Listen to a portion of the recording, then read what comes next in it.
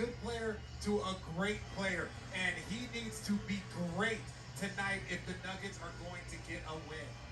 You see the difference in his numbers in the 4 wins against Portland versus the semis against Phoenix. Taking a look at tonight's starting lineups.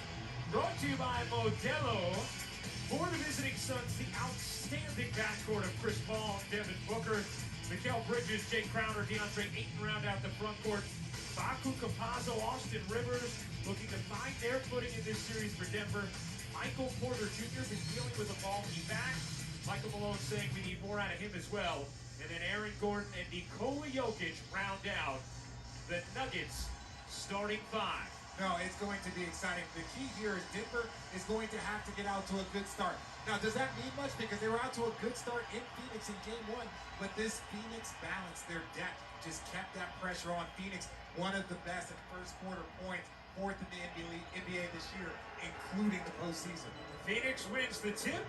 Suns control. About 18,300 fans will be here tonight at Ball Arena.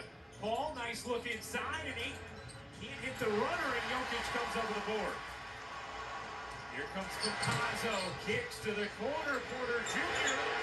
No, Gordon back tapped it, and another chance here for Denver as it slips through the fingers of Porter Jr. out of bounds. Now that role is going to be impressive. We talk about Chris Paul and his 15 assists and 0 turnovers or 1 turnover. It's because of how dominant he is with that role. Ayton had a great shot and another great finish there. They have to come up with an answer for that screen roll or that 1-2 pin down, 1-5 pin down, with Devin Booker and DeAndre Ayton. You mentioned the numbers for Paul, 26 assists, just 1 turnover through the first 2 games of this series. He has 53 assists, just 4 turnovers through his last 5 playoff games as Gordon airmails that. That was a problem in game 2. Denver was very cold from 3, especially off the start of the game. They were 1 for 13 from 3 in the first quarter. Here is Paul, leaving, looking for help, finding it in Bridges. Shot clock down to 5. Bridges, the leaner, rolls off. Now, the Denver Nuggets, when you talk about their offense, Nikola Jokic, his assist numbers are way down because their shot making is down. But you can't compare it to last season, or last series, because Portland is a much different defensive team than the Phoenix Suns. Big 3 for Rivers, who had something to say to Frank Kaminsky on the Suns bench right afterwards.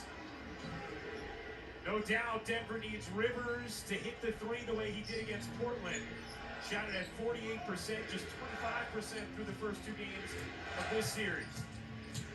Booker leaves, Ayton able to finish over Jokic. And Ayton might have got away with one, putting that off arm, but really curious to see this Denver Nuggets. What are they going to do to get their shooters going? To get Nikola Jokic up to that 37 a game that he was in the Portland series. Here is Jokic. Backing down, Ayton draws 2, kicks it out. Rivers on the attack. 3 to shoot. Gordon to the reverse. Couldn't finish. Porter Jr. and a whistle. Bucket will not count. Foul on the floor against Phoenix. Again, Ayton just making himself available. That little off arm right there that stops you from getting the block. You know, he gets away with it against the MVP, but you know, that's something that they're gonna have to figure that out. 17 points a game, 65%, but so many of those shots are just fed to him based off that Chris Paul pick and roll. Campazzo tried to lean into contact, and it's gonna be out of bounds off of Denver. Jokic upset. It did look like it may have last hit Bridges. Now Phoenix trying to beat Denver down the floor. Here is Booker. Leaning in, got the foul. Nearly hit the 3 with 3 free throws coming for Devin Booker.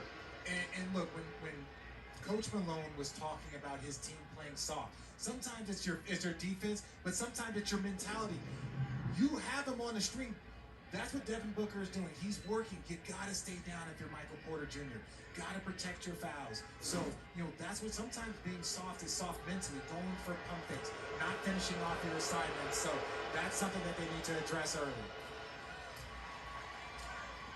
Well, the explosive Donovan Mitchell and the Jazz defended their home court in Utah. Now they head into LA for Game 3 to face Kawhi Leonard and the Clippers.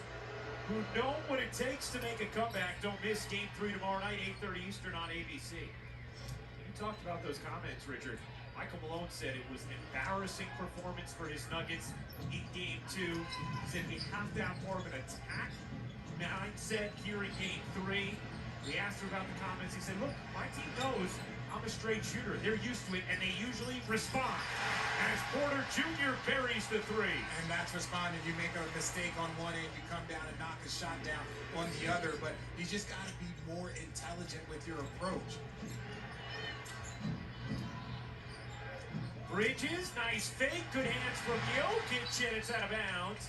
Let's check in with Israel Gutierrez. Thanks. And Michael Porter Jr., he's the Nuggets' second leading scorer in the playoffs. He was actually listed as probable coming into the game with back issues that have been causing him problems since Game 1. So I caught up with him after his warm-ups, and he told me his back is feeling pretty close to normal. He said it began spazzing on him in the second quarter of Game 1, and it was still problematic throughout Game 2 as Devin Booker hits a fadeaway.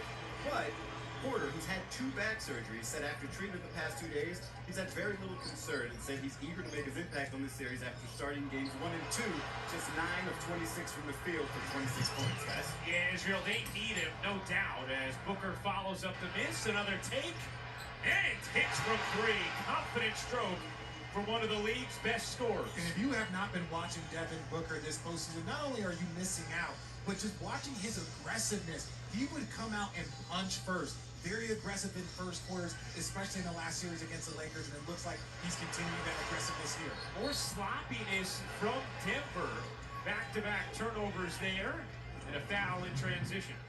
And just taking his time in the post-up. Now, this is Aaron Gordon. This is a 6'8" athletic, but just such a great feel for the game. And then here, after he misses one shot, ball comes back out to him, and then he continues that aggressiveness and knocks down the 3 from the corner.